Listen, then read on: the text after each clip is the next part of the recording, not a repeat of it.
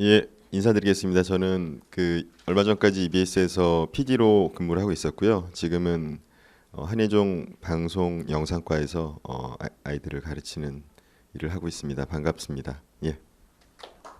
그 지식 채널이라고 하는 프로그램 때문에 사실은 제가 그래도 좀 뭐 유명해졌다면 유명해졌을 수 있는데 아마 EBS를 가끔 보시면 채널을 돌리시다가 이렇게 좀 짧은 영상으로 나오는 걸 보신 적이 있으실 거예요. 그래서 나레이션이 없이 자막하고 음악으로 이루어진 그런 5분 정도 분량의 짧은 프로그램입니다. 이 프로그램이 처음 시작된 거는 2005년 가을부터였고요. 저는 처음 프로그램 시작 단계부터 3년 정도 연출을 했습니다. 오늘 제가 드리게 될 이야기도 이 프로그램과 관련이 매우 깊은데 그 이유는 이 프로그램이 가지고 있는 나름의 의미가 뭐 요즘 여러 가지 뭐 지식과 관련된 이야기도 많고 뭐 융합이라든지 뭐 창의성이라든지 이런 얘기가 많은데 그것과 나름 연관이 있다라고 생각돼서입니다. 말씀드리는 순서는 프로그램이 처음에 어떻게 만들어지게 되었는지 이를 통해서 이 프로그램 개별적인 의미만이 아니라 지식이라고 하는 거에 대해서 좀 다르게 생각할 수 있는 여지가 어떤 부분인가 이런 부분을 먼저 말씀드리고 그 다음에는 중간중간에 그 만들어지는 과정에서의 어떤 결과물들을 조금씩 보시다가 마지막에는 이 지식으로부터 출발한 이 프로그램이 어디까지 나름 발전을 했는가에 대해서 말씀을 드리도록 하겠습니다. 그러면 대충 뭐 1시간 정도 시간이 갈 것 같고요. 그 이후에는 편하게 궁금하신 점 있으시면 질문 답변 시간을 갖도록 하겠습니다. 괜찮으시죠? 먼저 본격적인 이야기를 하기에 앞서서 우선 2005년인가 6년 정도에 이 프로그램의 정체성을 좀 이렇게 명확하게 하고자 스페셜 원이라고 하는 거를 만든 적이 있거든요. 그걸 보시고 나서 설명을 드리는 게 더 좋을 것 같습니다. 간단하게 프로그램에 지금 보여드린 정체성의 핵심을 설명드리면 우리가 일반적으로 지식이라고 하는 거를 접하는 생각하는 방식이 지식이 가지고 있는 어떤 권위라든지 혹은 지식이 가지고 있는 어떤 뭐 완전 무결성이라고 할까요? 그런 게 있고 그리고 그 지식을 받아들이는 여기 계신 여러분이나 저는 좀 어떻게 보면 좀 수동적으로 또 일방적으로 그게 옳으니까 그건 또 전문가들이나 권위 있는 분들이 맞다라고 했으니까 잘 이해하고 혹은 뭐 학생들 같은 경우는 잘 암기를 해서 그거를 잘 기억해뒀다가 시험을 보게 되면 이제 그대로 쓰는 그런 식으로 지식과 지식을 받아들이는 사람과의 관계가 일반적으로 형성이 되어 있죠. 근데 사실 곰곰이 생각을 해보면 물론 그 지식이 되게 좋은 지식일 수도 있고 결점이 없는 완전 무결한 무엇인가일 수도 있지만 설사 그렇다 하더라도 그 지식이 의미를 얻기 위해서는 지식을 받아들이는 사람에게 어떤 영감을 주고 무언가 생각하게 만들고 그래야 한다라고 생각이 들지 않으시나요? 아무리 좋은 것도 그냥 내가 이해하거나 외우고 끝나고 시간이 지나버리고 까먹고 또 내가 그걸 가지고 어떤 새로운 나만의 생각을 할 수 있도록 도와주지 못한다면 사실은 그 지식은 아무리 좋아도 그 지식을 받아들이는 사람에게 있어서는 사실은 별로 의미가 없는 거라고도 할 수가 있습니다. 그래서 처음 프로그램을 만들 때 지식을 기존에 관계가 맺어져 있는 것과는 좀 다르게 지식 그 자체보다는 지식을 받아들이는 사람이 어떤 생각을 할 수가 있는가 그쪽에 좀 더 포인트를 맞춰서 지식을 한번 접근해 보면 어떨까 이런 생각으로 이제 프로그램을 출발을 했습니다. 그래서 아까 잠깐 중간에 자막으로 몇 번 나왔지만 지식 그 자체가 중요한 게 아니라 지식을 받아들여서 어떤 생각을 할 수 있는가 그래서 그 생각할 수 있는 힘을 우리가 가질 수 있는가라는 게 제이채널이라는 프로그램의 첫 출발 혹은 기획 의도라고 할 수 있습니다. 근데 뭐 이게 갑자기 이런 생각을 하게 됐던 것은 아니고요. 사실 뭐 저도 한국에서 어렸을 때부터 교육을 받고 쭉 컸어요. 뭐 여기 계신 분들 다 마찬가지일 겁니다. 근데 우리가 일반적으로 한국에서의 뭐 교육을 좀 비판적 시각으로 얘기할 때 입시 위주의 교육이라는 얘기를 많이 합니다. 근데 입시 위주의 교육 그 자체도 문제지만 사실은 입시 위주의 교육을 하다 보니까 교육하는 방법이 암기식이나 주입식으로 거의 이루어지고 있죠. 근데 그 사실이 뭐 그냥 뭐 좋지 않다거나 단순히 아니면 뭐 창의성을 가로막는다거나 뭐 이런 식의 어떤 교육적인 범주 안에서만 생각할 수도 있지만 사실 대학교를 가거나 혹은 대학교를 졸업하고 사회에 나오더라도 어떤 지식과 한 사람이 관계 맺는 방식은 그 주입식 교육을 받던 시절과 크게 다르지 않습니다. 그러니까 뭐 예를 들어서 한 사람이 회사에 입사를 해서 새로운 교육을 받고 거기에 적응하는 방식도 이 사람 스스로 무언가 생각하는 방식을 허용하는 것이 아니라 그 이전과 크게 다르지 않아요. 그래서 계속 습득하고 그 습득한 거를 반복적으로 이렇게 익혀서 익숙하게 만드는 그런 방식이죠. 그러다 보니까 우리 사회에서 전반적으로 무언가 어떤 것이 이슈가 있거나 혹은 어떤 사건이 있거나 그게 사회적인 것이든 개인적인 것이든 반응하는 방식이 그 과거의 주입식 교육을 받던 시절과 크게 방법론적으로 다르지 않다는 겁니다. 근데 제가 있던 방송국은 방송국 이름이 교육방송이에요. 거꾸로 얘기를 하면 어떻게 보면 그런 문제점이 있는 것의 천병일 수 있습니다. 천병. 이게 그거를 무슨 어떤 악의를 가지고 혹은 뭐 대충 하거나 이러지는 않지만 그런 것은 아니나 우리 사회 전반적인 어떤 교육이 가지고 있는 방향성 자체가 그러다 보니 EBS도 자연스럽게 그런 식으로 시청자들에게 지식을 좀 전달하는 경향이 있었던 거죠.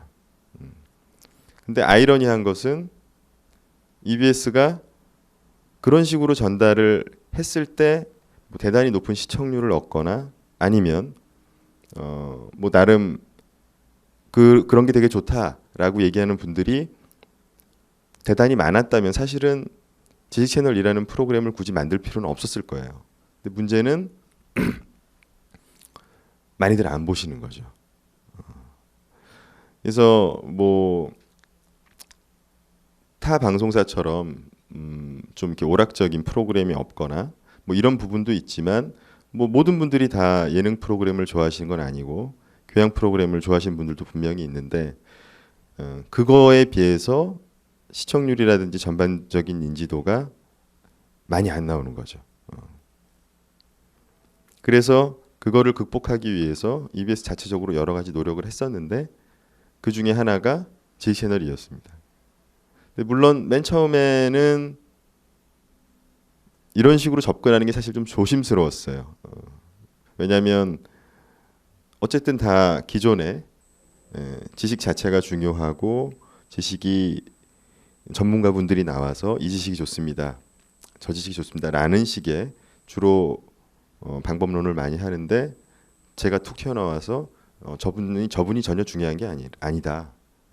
저분이 말하는 내용도 중요한 게 아니라 아주 작은 거라도 여러분이 어떤 생각을 하는 게 더 중요하다라고 얘기하는 건 사실 별거 아닌 것 같지만 좀 불편할 수도 있거든요. 근데 다행히도 프로그램을 만들어서 시간이 한 달 정도 지난 이후부터 대단히 많은 분들이 괜찮다고 신선하다라고 얘기를 해주셨고 더 다행인 거는 한 6개월 지나서부터 상을 많이 받기 시작을 했습니다. 그러다 보니까 그런 우려들이 좀 자연스럽게 수면 아래로 가라앉고 나름 자리를 잡게 된 것이죠. 그래서 그런 어떤 시청자분들의 피드백을 통해서 프로그램이 좀 자신감을 갖게 된 이후부터는 조금 더 생각하는 힘 혹은 생각하는 힘의 중요성이라는 부분에 대해서 조금 더 자신감 있고 좀 더 과감하게 이제 나아가기 시작을 합니다. 그러다 보니까 프로그램이 가지고 있는 최초의 아이템보다 조금 더 핫한 이슈를 가지고 이야기를 하거나 조금 더 시의적인 이슈를 가지고 이야기를 하거나 혹은 조금 더 과감하게 어떻게 생각해도 괜찮습니다라는 어떤 메시지를 좀 더 강렬하게 이제 드리기 시작하죠. 그 여러 가지 그런 편들이 있는데 그 중에서도 이제 개인적으로 소개를 시켜드리고 싶은 편은 초기에 만든 편인데 프릭스라고 하는 편입니다. 이상한 쇼라는 건데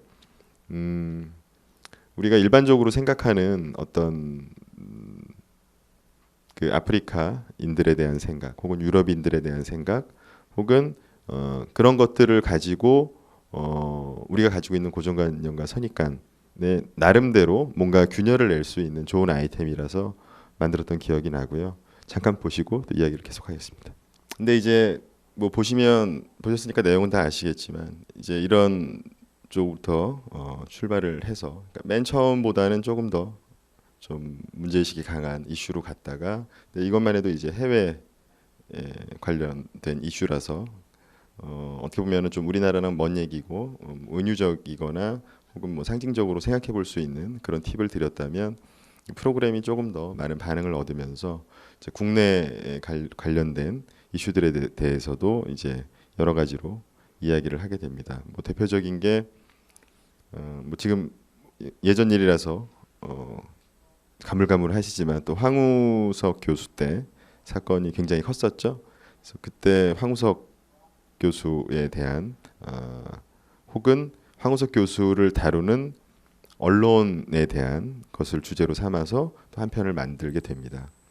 근데 지식채널이라고 하는 프로그램 아까 잠깐도 말씀드렸지만 시사 프로그램처럼 어떤 이슈에 대해서 뭐 그 자체로 옳고 그름을 가리거나 혹은 누구를 비판하거나 뭐 이런 것보다는 제일 중요한 것은 그 내용을 바라보는 우리들이 어떻게 나름대로 생각을 한번 해볼 팁이 있을까, 놓치고 있는 부분이 무엇일까, 뭐 이런 거에 대해서 사실은 많은 화두를 던지게 되죠.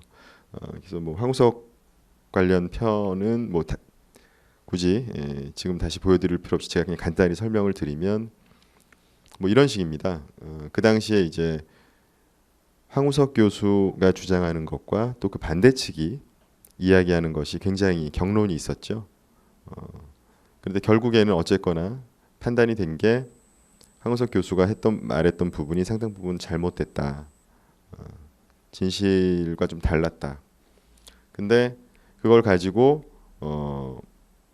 아마 그때 PD수첩인가가 이제 그런 얘기를 하니까 그때 많은 네티즌들이 오히려 PD수첩을 맹비난을 하면서 막 촛불 집회를 하고 MBC 앞에 가서 그랬어요. 근데 그러니까 지식인들이 그 네티즌 보고 늘 조롱하면서 굉장히 뭐 맹목적인 우상화다 황우석에 대한 그래갖고 막 난리법석도 아니었습니다.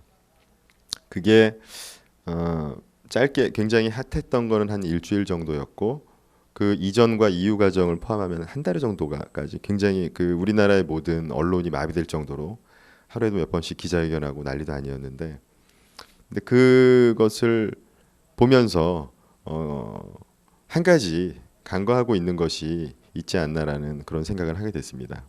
그게 뭐냐면 언론이었어요. 제가 그때 당시에 기사들을 쭉 살펴보니까 황우석 사태라고 하는 것이 터지기 이전까지 모든 언론이 황우석이라고 하는 인물을 굉장히 영웅처럼 이미지 메이킹을 해버린 거예요. 그러다가 그러니까 사람들은 당연히 언론에서 주는 정보를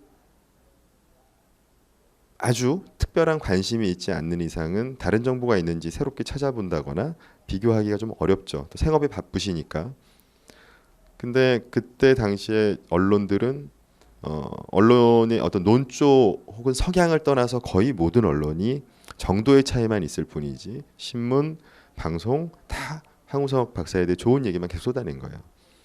그러면 일반 평범한 시민들은 당연히 대단히 좋은 이미지를 갖고 있을 수밖에 없었죠. 근데 그러다 갑자기 아니라고 하니까 일반 시민들은 요즘 말로 멘붕이 올 수밖에 없죠. 근데 거기에 대해서 나는 믿을 수 없다라고 하니 거꾸로 다시 지식인들의 입을 빌어서 너희는 맹목적이라고 다시 네티즌들을 그러니까 일반 시민들을 다시 비판을 하는 거예요. 그러니까 처음에는 이쪽에서 얘기하다가 상황이 바뀌니까 다시 이쪽으로 가는 거죠. 처음에 사람들이 맹목적으로 지지하게 만든 것도 언론이고 맹목적으로 지지한다고 욕하는 것도 언론인 겁니다. 근데 언론은 자기 비판은 잘 안 해요. 그래서 그때 만들었던 편의 제목이 경마 저널리즘이었습니다. 경마 저널리즘이 뭐냐면 경마 아시죠? 경마. 그 경마 보면 이렇게 그막 뭐 1번 말, 2번 말, 뭐 3번 말 계속 이러잖아요. 그러니까 계속 1번 말이 뛰어나가면 2번 말은 그걸 앞지르기 위해서 뛰어나가는 거죠. 그냥 뛰어나가는 거예요. 그러니까 언론이 A 언론에서 뭘 보도하면 B 언론에서 보도하고 계속 그게 어떤 의미가 있고 우리 사회에 어떤 중요하고 이런 것보다는 그냥 속보를 놓치지 않기 위해서 계속 지르는 겁니다. 경마하듯이 뺑글뺑글 도는 거죠. 그래서 그걸 이제 언론의 경마 저널리즘이라는 것이 사실은 황우석 사태에 있어서 가장 중요한 잘못된 점이었는데 그것을 간과하고 있지 않는가. 그래서 이제 저는 그때 지식 채널을 위해서 소개한 지식은 경마 저널리즘인 거죠. 근데 일반적으로 아무런 일이 없을 때 그 이야기를 던지는 것보다는 마침 우리 사회에 그것을 연결시켜서 생각해 볼 수 있는 화두가 발생했을 때 던지는 게 훨씬 효과적이어서 그때 했었고요. 그러면서 과거의 경마 저널리즘 사례로 얘기했던 것이 평화의 댐입니다. 평화의 댐. 저도 어렸을 때 호주머니 털어갖고 넣었던 기억이 나는데 이후에 제가 다시 찾아보니까 관광지 뭐 이런 식으로 기사가 다 바뀌어서 나오더라고요. 근데 물론 이제 그 당시에 어떤 남북 관계라든지 혹은 그 당시에 정권이 어떤 정권이었나도 물론 영향력이 있고 중요하지만 그때 평화의 때문에 돈을 내라고 했던 건 언론이잖아요. 언론이 사과한 적이 없지 않습니까? 그때도 마찬가지죠. 뭐 황우석 사태와는 좀 다른 거지만 그래서 중요한 거는 언론이라고 하는 게 어떻게 보면 우리 사회에서 일반적으로 우리가 접할 수 있는 정보의 가장 천병이잖아요. 그래서 언론이 말하는 것에 대해서 논조와 성향을 떠나서 기본적으로 주는 정보에 대해서 필터링을 할 필요가 있다라는 말씀을 그 편을 통해서 추가적으로 드리고 싶었던 겁니다. 그래서 그 이외에도 이제 언론 관련된 편들도 많이 만들고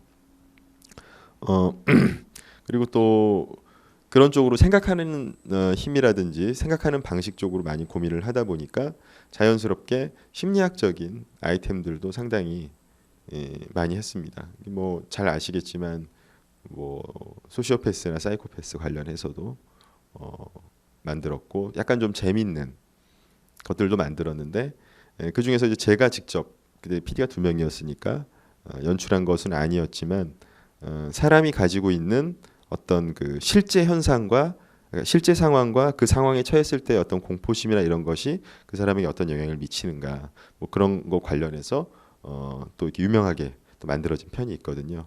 그걸 한번 보시고 또 이야기를 이어가겠습니다.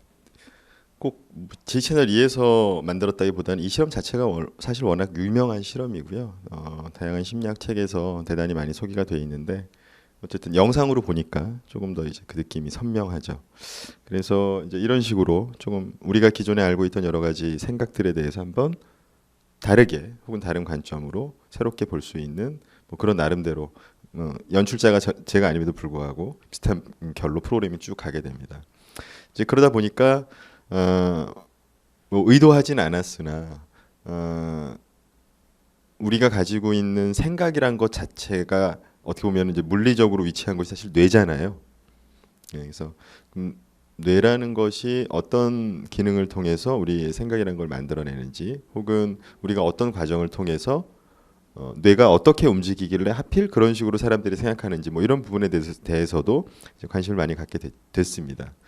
그러다 보니까 접하게 되는 어떤 정보 혹은 지식이 인지언어 심리학이라고 하는 그런 어떤 학문이더라고요. 사실 좀 저도 전문가가 아니니까 잘은 몰라서 개론서 수준의 어떤 정도만 습득을 한 상태인데 그러니까 쉽게 얘기하면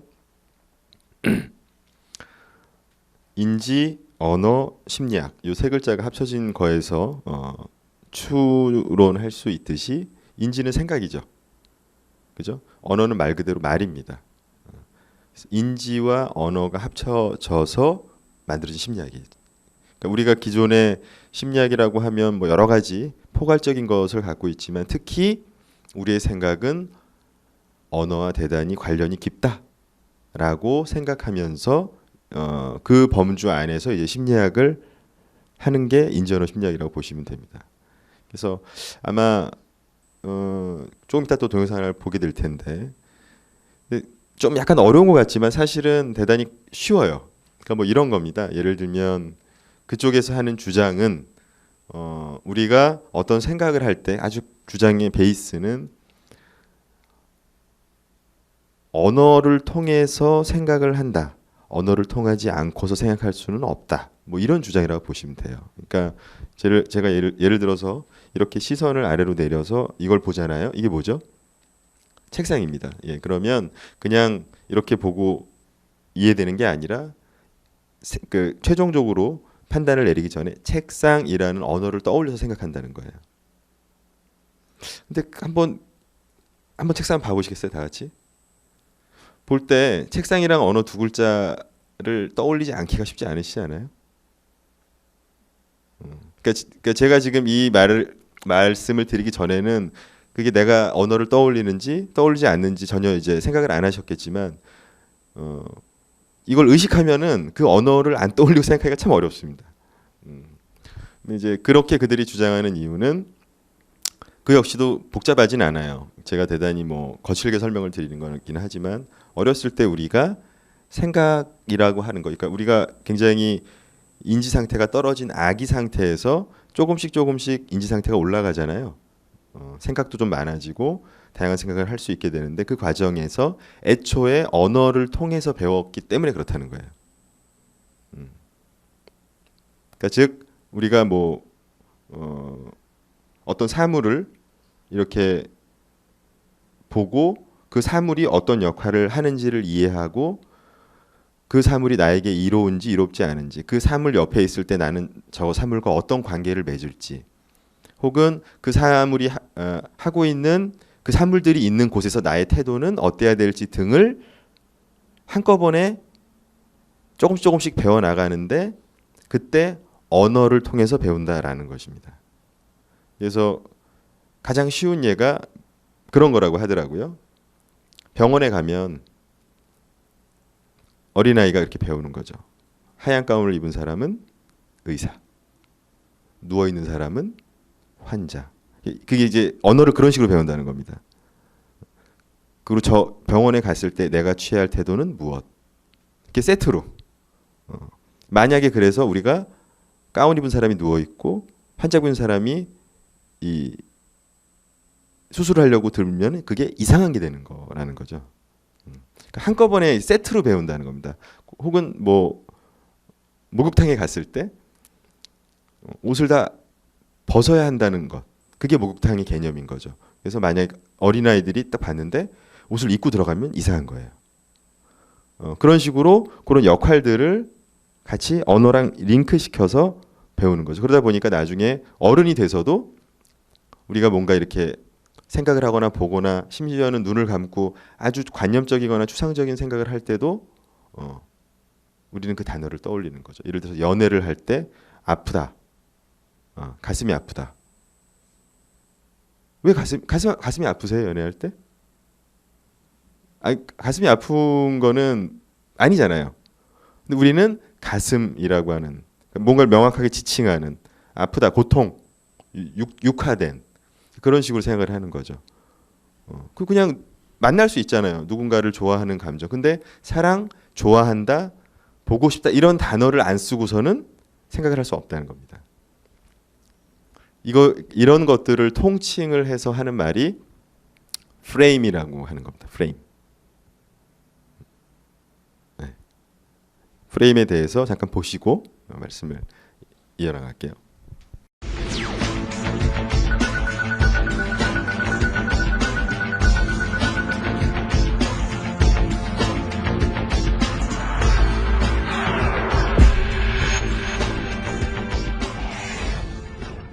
세금 구제가 맞나요? 세금 투자가 맞나요? 근데 사실 그 세금을 합리적으로 필요한 곳 필요한 양에 맞게 적절하게 분배해서 잘 걷어서 합리적으로 집행하면 사실 그 말입니다. 제가 여기서 말씀드리는 건 어느 쪽이 낫고 그르고 또 우리나라 상황은 또 여러 가지로 미국과 다를 수 있으니까 여러 가지로 다르게 생각할 수 있지만 어쨌든 구제라는 말을 들었을 때 뭐 고통, 악당, 영웅 이런 게 이제 같이 이렇게 통으로 떠오른다는 거예요. 쉽게 얘기하면 투자라면 뭐 수익, 뭐 미래, 뭐 이런 것들이. 그래서 특히 언어를 많이 사용하는 정치인이라든지 아니면 거의 신문만이 아니라 방송도 사실 앵커가 거의 언어를 통해서 하잖아요. 그래서 이제 그 사람들은 저런 부분을 의도적으로 사용을 한다는 것을 아셔야 된다는 겁니다. 그래서 헤드라인은 사실은 프레임 덩어리라고 할 수 있어요. 그 마치 양념이 엄청 쳐져 있는 다시다부터 시작해서 그래서 스트레이트한 정보를 왜곡하진 않으나 사용하는 언어를 조금 더 자신들이 주장하고자 하는 쪽에 맞춘다는 거죠.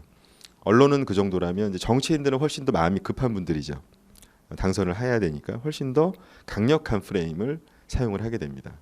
근데 그게 저게 프레임을 쓰는구나라는 거를 알고 있으면 쳐내고 받아들일 수가 있는데 그거를 모르고 있으면 프레임과 사실과의 관계를 혼동을 하는 거죠. 그리고 사실 아까 맨 처음에서 보셔서 아시겠지만 세금 구제라고 얘기하면 말도 짧고 깔끔하고 프레임하고 딱 들어서 이쁜데 그 뒤에 그 민주당 의원이 뭐 저쩌고 뭐 세금 5만 원 이사 뭐 이러면 안 들어와요 이렇게. 그래서 그런 거는 그 당시 어떻게 할 수 있는 게 아니라 프레임이라는 개념을 좀 알고 계시면 좋겠다. 참고로 저런 꼭 어떤 정치 사회적인 이슈만이 아니라 우리가 개인적으로 친구랑 대화를 하거나 혹은 여기 계신 분들이 자녀들과 대화를 할 때도 다 프레임을 통해서 대화를 한다는 걸 알고 계시면 될 것 같아요. 그래서 대부분의 경우 대화가 잘 안 통하는 경우는 의견의 차이도 있지만 공유하고 있는 프레임이 달라서일 경우도 있습니다. 그러니까 똑같은 단어를 쓰시는 거예요. 예를 들어서 부모님께서는 젊음, 20대 청춘이라는 단어를 쓰고 이 20대 학생도 젊음, 청춘, 20이라고 쓰는데 거기에 연결되어 있는 프레임이 서로 다른 겁니다. 그러니까 동일한 말을 하고 있다고 서로 믿고 있지만 사실은 전혀 다른 말을 하고 있는 거죠. 그래서 그런 부분도 되게 재밌어요. 그래서 만약에 여력이 되시면 뭐 조지 레이코프라고 하는 사람으로 검색해서 얇은 책들 나온 거 있으면 보시면 심심할 때 재밌으실 겁니다. 그래서 어쨌든 이제 이런 쪽으로 지식 채널이가 계속 가서 그 이후에 이제 대단히 다양한 이야기들을 많이 합니다. 마지막으로 이제 그래서 궁극적으로 보면 지식 채널이라고 하는 프로그램을 하고 싶은 게 뭐였냐라고 하면 처음부터 그랬던 것은 아니지만 좀 신화라는 거를 한번 좀 도전을 좀 해보고 싶었습니다. 신화라는 게 뭐냐면 뭐 그리스 신화라고 할 때 그 신화는 맞는데 그거는 이제 좀 더 그 어떤 특정 지역 혹은 특정 문화권에서의 어떤 그럴싸한 이야기를이라는 좁은 의미고요. 신화라고 하는 거는 특정 지역, 특정 상황을 떠나서 그냥 사람들에게 사실이나 진실은 아니고 약간 허구적인 성격이 많지만 모든 그 이야기가 너무나 진짜 같고 현실 같고 잘 만들어져서 많은 사람들이 별로 의심 없이 맞을 사실이거나 진실일 거야라고 믿는 거를 통칭해서 신화라고 합니다.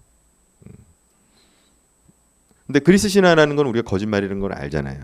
그죠? 허구의 이야기라는 거. 근데 뭐 예를 들어서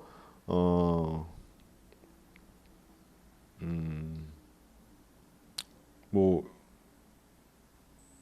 그러니까 허구인지 진실인지 분간하기가 대단히 애매한 것들이 사실은 어떤 신화에서의 가장 높은 단계에 위치한 것들인데 뭐 예를 들면 지역 감정 같은 거. 그러니까 그것이 고정관념이나 선입관이라서 나쁘다 혹은 옳다 그르다와는 별개로 정말 지역 감정이라는 게 있을까요? 근데 있다고 하기도 그렇고 없다고 하기도 그렇죠. 근데 분명한 건 많은 사람들이 있을 거라고 생각을 하니까 있는 겁니다. 또 예를 들면 명문대를 가야만 아이가 잘 될 거야라고 하는 것도 사실 엄격하게 따지면은 좀 명문대를 간 예를 들어서 한국 전쟁 이후부터 2013년까지 63년 동안에 명문대를 간 학생들이 총 어떤 결과를 했는지에 대한 나름의 데이터 같은 거를 보고서 판단하는 게 가장 합리적인데 그런 거 보신 적 없으시죠? 저도 없습니다. 하지만 어쨌든 그럴 거야라고 모두가 생각을 해서 그게 어떤 영향력을 갖는 것이 통칭해서 신화라고 보시면 돼요. 근데 이 신화라는 게 참 애매한 게 이거는 사실이라고 보기도 어렵지만 거짓이라고 보기도 어려운 이유가 뭘까요?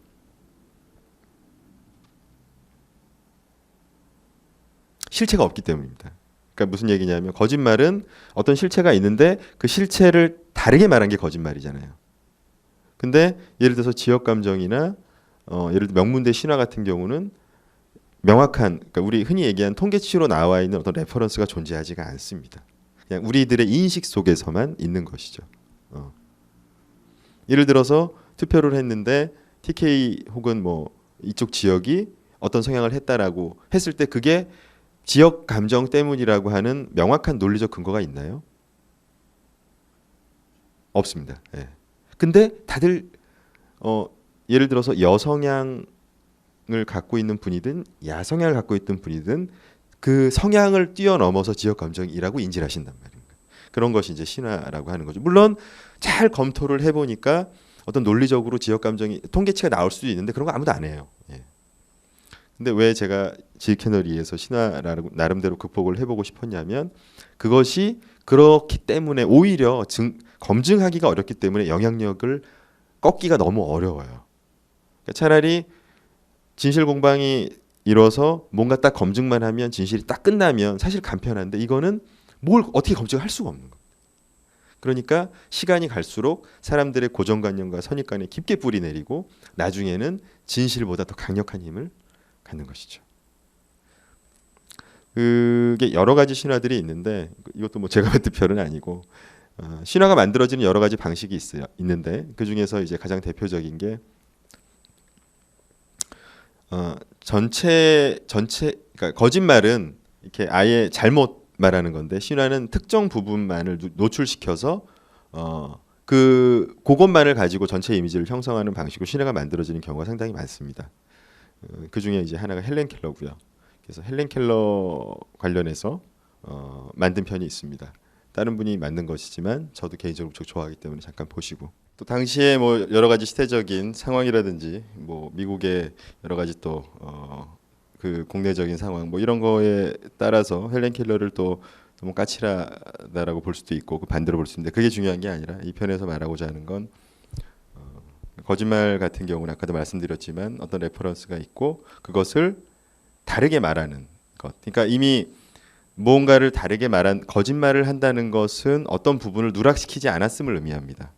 그죠? 일반적으로. 근데 이거는 헬렌 켈러가 그러지 않았다라고 얘기하는 게 아니라 그냥 툭 잘라서 훅 버리는 거죠. 그렇게 되면 사람들은 모르는 상태하고는 좀 다른 모른다는 것조차도 모르는 상태가 돼서 아예 뻥한 진공 상태 같은 곳이 마련이 되고 그 진공 상태에 남아 있는 이미지가 자연스럽게 옮겨가면서 하나의 신화가 탄생을 하게 되는 겁니다. 그러니까 예를 들면 두 가지의 차이가 모르는 것은 예를 들면 누군가 저에게 뭐 예를 들어서 러시아 말 알아요? 그럼 저는 저 몰라요 이렇게 대답을 합니다. 왜냐하면 근데 몰라요라고 대답을 하려면 제가 러시아라는 나라가 있고 러시아 사람들이 있고 그 사람들이 러시아어를 쓴다는 정도는 알고 있어야지 제가 모른다라고 답을 할 수가 있죠. 쉽게 바꿔서 말씀드리면 무엇이 존재하는 것은 정도는 알아야 거기에 대해서 모를 수가 있는데 존재 자체도 모르면 모른다는 것조차도 모르는 상태가 돼서 세상에 존재하지 않는 게 됩니다.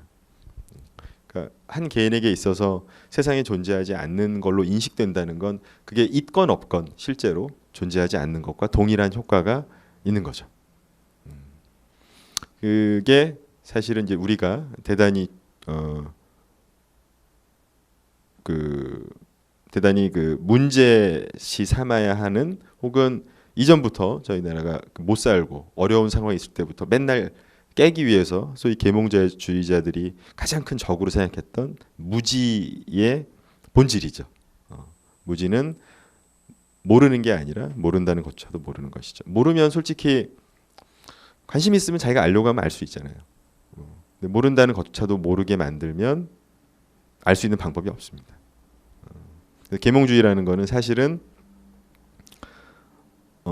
알기 싫은 사람을 억지로 이렇게 잡아 끌어다가 떠먹여주는 주입식 교육이 아니라 모른다는 것조차도 모르는 부분을 없애주는 거죠.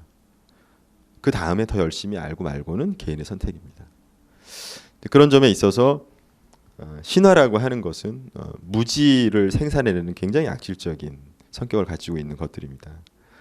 신화에 많이 의존하게 되면 사실은 무지에 많이 의존하게 되는 것과 유사한 효과가 있습니다. 그래서 점점 말이 잘 안 통하거나 선입관이 강하고 고정관념에 빠진 사람이 되기가 대단히 쉬운 것이죠.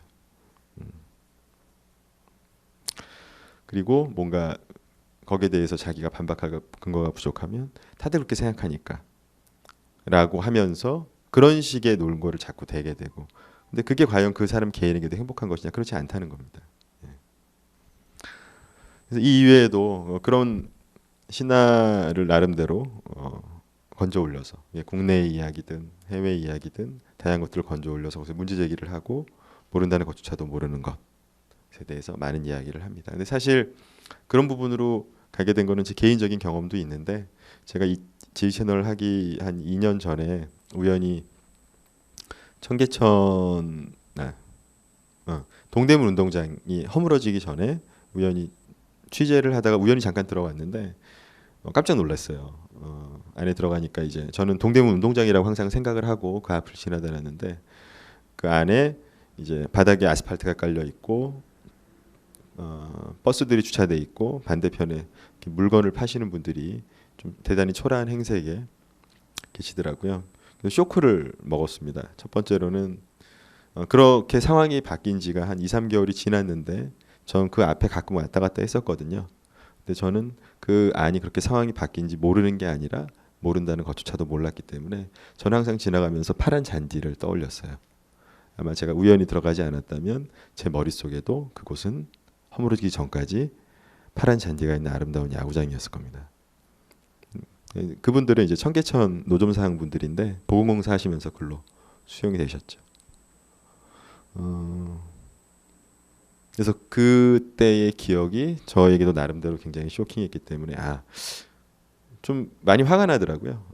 안에 그렇게 바뀐 줄 알았는데 제가 외면을 했다면 뭐 제 선택이지만 저는 그냥 앞에 지나가면서 야 매표소네 어렸을 때 고교하고 저기서 참 재밌었지 이런 그 안은 정말 그분들은 너무 아비규환처럼 뭐 막 자살하는 분들도 있고 그런데 저는 그냥 밖에서 행복한 야구장을 떠올리는 게 참 굉장히 좀 그로테스크하다라고 느꼈고 무지라고 하는 것의 본질이 이렇게 대단히 무섭구나라고 하는 생각을 했기 때문에 그런 개인적인 경험도 특히 더 신화를 미워하게 되는 이유가 하나가 되고 스스로 생각하는 것이 중요하다라고 하는 것을 조금 더 말하고 싶어하는 경험이 됐다 이렇게 말씀을 드릴 수가 있습니다. 지식 채널이는 얼마 전에 1000회가 넘었게 벌써 편들이 만들어졌고요. 거의 뭐 어지간한 여러분들이 궁금해하시는 내용은 아마 백과사전 수준 이상으로 다 포함되어 있으니 혹시 심심하실 때 짧으니까 인터넷 들어가시면 지금 유튜브하고 다음하고도 아마 계약을 체결해서 무료로 EBS 홈페이지에 가서 굳이 로그인을 하시는 게 귀찮으시다면 해서 EBS 다음 지식 들어가면 뭐 다큐프라임부터 쫙 뜨거든요. 검색해갖고 보시면 되게 편할 겁니다. 키워드로 검색해서 뭐 여러 가지가 많으니까 많이 애용해 주십시오. 뭐 전 지금 이제 EBS를 나오긴 했지만 어쨌든 좋은 프로그램이 많으니까 아마 앞으로도 그리고 지식 채널이는 그런 방향으로 어떤 무지라고 하는 것과 맞서서 그게 주입식으로 무언가를 이렇게 떠먹여주는 게 잘 모르는 거를 더 잘하려고 넣어주는 게 아니라 모른다는 것조차도 모르는 것을 지원하감으로써 사람들이 자기의 무지와 직시하고 자신 나름대로 선택할 수 있도록 도와주는 역할을 아마 꾸준히 하지 않을까 그렇게 생각합니다. 제가 준비한 내용은 이 정도까지고요. 궁금하신 점이 있으시면 질문 주시면 제가 답변을 드리겠습니다. 오늘 제가 드린 것 이외에도 다른 것도 질문 주셔도 괜찮습니다. 제 생각엔 제일 중요한 거는 대화를 많이 하는 것 같아요. 열린 대화. 그러니까 예를 들면 어떤 생각을 하면 그것을 보통 꼭 부모만이 아니라 선배들도 마찬가지인데 가장 먼저 하는 태도가 옳고 그름을 판단하려고 그래요. 그러니까 예를 들면 어떤 이야기를 하면 맞아 혹은 틀려 이런 식으로 그러면 대화 끝납니다. 판단해버리면 그러면은 착한 아이는 엄마 말이 맞겠지 하고 약간 좀 개구진 아이는 맞는 것 같지도 않으면서 이러고 입을 닫아버리겠죠. 근데 어느 쪽이든 대화는 단절되고 그러면 그 아이는 계속 누군가 타인으로부터의 판단을 받고자 하는 쪽으로 길들여지죠. 이야기를 하면 질문 2차, 3차 질문 계속 던지세요. 오히려 아이가 지겨워할 때까지. 그럼 자기 생각 계속하다가 자기가 뻗어요. 생각이 한계라는 게 있으니까. 그렇게 자꾸 질문을 던지고 하는 거를 익숙해지게. 그러면 또 좋은 거는 커뮤니케이션 스킬이 늘어서 대단히 사회성도 아마 많이 발달을 할 겁니다. 어쨌든 그래서 이제 뭐 지혜 채널의 도움도 받으실 수 있고 뭐 여러 가지 다른 정보도 얻을 수 있지만 기본적으로 스스로 생각하는 힘 그런 능력을 향상시키기 위한 기본적인 태도, 애티튜드는 그 의심을 하는 어떤 그 기본적인 태도를 유지하는. 그러니까 정보를 외부로부터 올 때 그냥 있는 그대로 받아들인 게 아니라 뭐 어떤 프레임을 썼을까. 그러니까 여기서 의심이라는 거는 이렇게 무슨 제가 날 속이 이런 게 아니라 약간 좀 한번 이렇게 이면에 뭐가 있지 않을까. 혹은 전체적인 맥락에서 다르게 볼 수 이런 식으로 의심을 하는 그런 기본적인 이걸 이제 되게 멋진 말로 흔히 뭐 비판적 사고 이러죠. 예, 뭐 고등학교 논술에서 가장 많이 쓰는 게 비판적 사고잖아요. 그게 별게 아니라 의심을 하는 능력입니다. 뭔가 이렇게 필터링 해낼 수 있는. 그래서 그런 거를 계속 지속적으로 스스로에게 강요를 하면 혹은 그러려고 애를 쓰면 자연스럽게 생각하는 힘이 커지고 그 커진 힘만큼 더 많은 정보를 받아들이기 위해서 자기 스스로 찾게 돼 있어요. 선순환 과정을 거치면서 지식도 늘고 생각하는 양도 깊어지는. 그래서 아까 질문 주신 아이는 아직 그 정도 단계는 아니지만 좀 더 크면 이제 그 아이가 그런 선순환 과정을 스스로 겪을 수 있도록 도와주면 대단히 좋겠죠. 그런 의미에서 제 말도 다 믿지 마시고 저 사람은 저 입장에서 저런 생각을 할 수 있고 얘기를 할 수 있다라는 정도만 받아들이시는 게 좋지 않을까. 예, 이걸로 강의를 마치겠습니다. 감사합니다.